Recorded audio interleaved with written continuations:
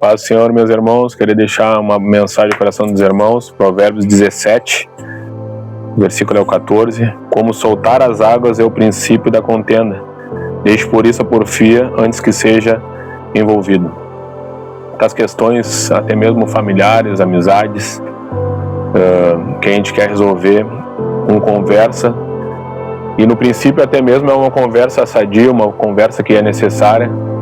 Mas muitas vezes o clima começa a ficar mais acalorado e se torna uma contenda, se torna uma rixa.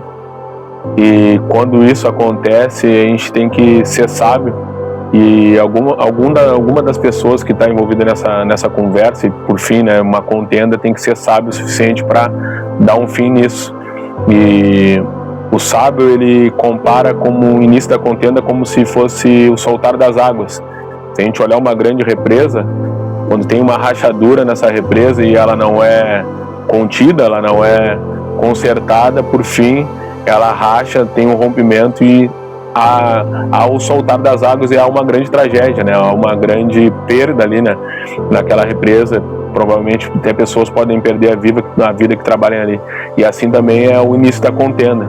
Se perde relacionamentos, se perde amizades, famílias são separadas, e muitas vezes porque a gente quer ter a razão, né? E se a gente olhar para o outro lado, se a gente olhar para outra pessoa também, a pessoa também vai querer ter a razão, e se nenhum dos dois é sábio e cessa essa questão, ou seja, conserta essa rachadura na amizade, é o início de uma grande rixa, é o início de uma grande contenda. Então, se eu puder dar um conselho para você, é muito mais fácil a gente ter a paz no nosso coração que muitas vezes a razão.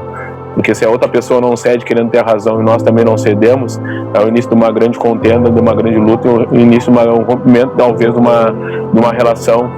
Então, se eu pudesse dizer para você, meu irmão, que você tenha paz no seu coração, porque nesse final de ano muitas pessoas não vão nem mesmo se cumprimentar. Famílias, pai e mãe, filhos e mãe, não vão se cumprimentar, não vão ter um momento, né, de família, porque houve uma grande contenda.